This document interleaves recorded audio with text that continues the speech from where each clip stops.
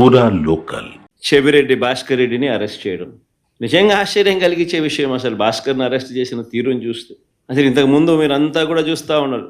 సంవత్సరం నుంచి ఏ రోజన్నా కానీ భాస్కర్ పేరు లిక్కర్లో ఎక్కడన్నా కనిపించిందా, వినిపించిందా? ఎవడన్నా విన్నాడా? ఎవడన్నా ఎప్పుడన్నా విన్నాడా? భాస్కర్ని ఇరికిచ్చేందుకోసం తప్పుడు సాక్ష్యాలను క్రియేట్ చేస్తూ ఉన్నారు.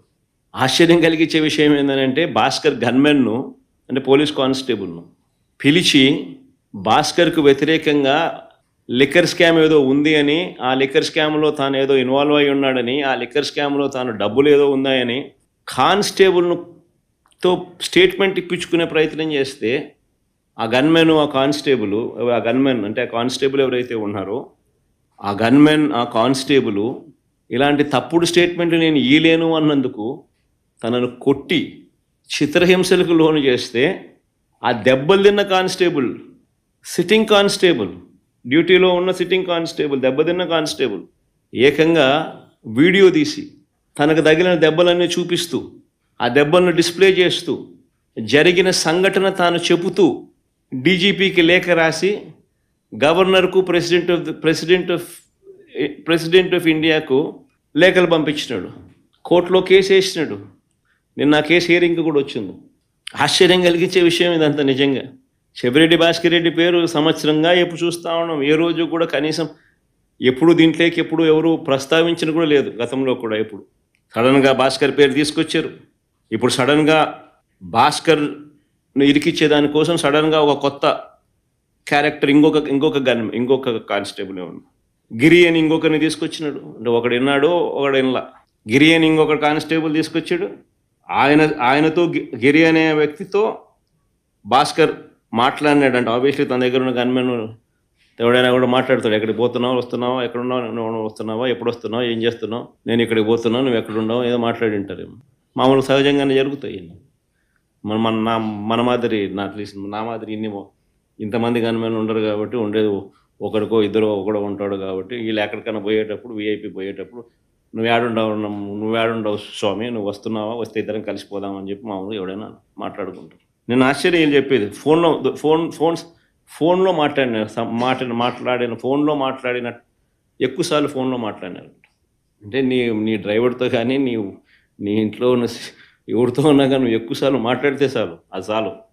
ఆ మనిషిని పిలుచుకొని రావడం, ఆ మనిషితో ప్రలోభాలు పెట్టడం, ఆ మనిషిని లేదా భయపెట్టడం, ఆ మనిషితో తప్పుడు స్టేట్మెంట్లు నీ ఇష్టం వచ్చినట్టుగా ఇప్పించడం, ఆ ఇప్పించిన స్టేట్మెంట్ ఆధారంగా ఈయనను అరెస్ట్ చేయడం. నిజంగా ఏం జరుగుతూ ఉంది ఇది? అదే మాదిరిగా ఇప్పించే ప్రయత్నం ఇంకొక కానిస్టేబుల్ మీద కూడా చేస్తే, ఇంకొక కానిస్టేబుల్ ఇష్టపడకపోతే ఆ మనిషిని కొట్టే స్థాయిలోకి వెళ్ళిపోతే ఆ మనిషి ఏకంగా వీడియో తీసి జరిగిందంతా చెప్పి వీడియోను, లెటర్ను ఏకంగా డీజీపీకి నుంచి ప్రెసిడెంట్ ఆఫ్ ది కంట్రీకి, గవర్నర్కు లేఖ రాసి కోర్టులో కేసు వేసినాడు. అంటే ఈ మాదిరిగా ఇరికియాలనుకుంటే ఎవరు తట్టుకోగలుగుతారు? ఎవరినైనా ఇరికిచ్చేసేయచ్చు. Where is the end for it? ఆశ్చర్యం నిజంగా. All what you require is an government employee. ఎవడన్నా నీ గన్మెన్ ఎవడో ఒకటి పట్టుకుంటే చాలు. నెక్స్ట్ చంద్రబాబు నాయుడు దగ్గర, లోకేష్ దగ్గర పనిచేస్తాను, గన్మెన్ ఒకటి దొరికితే చాలు. అది ఎట్ట గవర్నమెంట్లో ఎవడుంటే గవర్నమెంట్ అనుకూలంగా చెప్తారు. అంతే. ఇంకా ఆ మనిషి ఈ మనిషి దగ్గర పనిచేస్తానంటే ఈ మనిషి ఆ మనిషి మీద వ్యతిరేకంగా చెప్పేస్తాడు. ఆ మనిషి ఆటోమేటిక్లీ ఆ మనిషి మీద నీ ఇష్టం వచ్చిన ఆరోపణ చేసేయచ్చు, మనిషిని ఎత్తుకొని వచ్చి జైల్లో పెట్టేసేయచ్చు. నిజంగా భాస్కర్కి జరిగిన పరిస్థితిని కానీ, లేకపోతే ఈ లిక్కర్ కేసులో జరుగుతూ ఉన్న దర్యాప్తు ప్రక్రియ కానీ, ఇవన్నీ కూడా చూస్తే నిజంగా సామాన్యుడు ఎవడు బతకలేడు. ఎవిడెన్సెస్ అనేటివి నువ్వు క్రియేట్ చేస్తూ ఉన్నావు, మ్యానుఫ్యాక్చర్ చేస్తూ ఉన్నావు. ఈ మాదిరిగా తప్పుడు సాంప్రదాయానికి నువ్వు నాంది పలుకుతే రేపు పొద్దున వ్యవస్థ బతుకుతుందా? నక్సలిజం అనేది ఇట్లాంటి దానిలో నుంచి పుడుతుంది.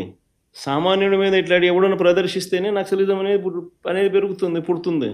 నిజంగా రాష్ట్రాన్ని బిహార్ చేయడంలో ఎంతకన్నా గొప్ప లీడరు, గొప్ప నాయకుడు చంద్రబాబు నాయుడు కన్నా గొప్ప నాయకుడు ఎవడు ఉండడు. చివరికి ఆశ్చర్యం ఏం తెలుసా? భాస్కర్ని ఎందుకు టార్గెట్ అని అంటే చంద్రబాబు గారు సొంత కాన్స్టిట్యున్సీ.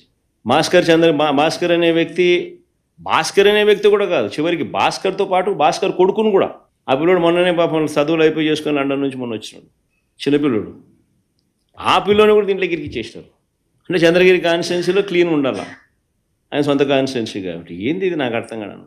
సొంత కాన్స్టిట్యున్సీలో గెలవలేని వ్యక్తి ఇక్కడ 17,000తో ఓడిపోతే చంద్రగిరిలో ప్రజలు తంతే చంద్రబాబు నాయుడిని 17,000తో ఓడిస్తే కుప్పం పోయినాడు.